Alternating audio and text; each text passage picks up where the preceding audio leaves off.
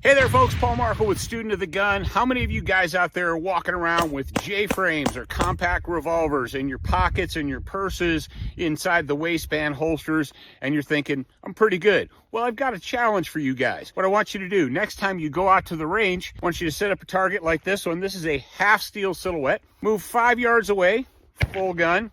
5 rounds, and I want you to have somebody with a stopwatch say go. I want you to be able to put 5 rounds in under 5 seconds into that target. If you can't do that, you might need a little bit more training, you might need a little bit more practice. The good news is, at Student of the Gun, we can give you that training. Go to sotgu.com, sign up for a class today.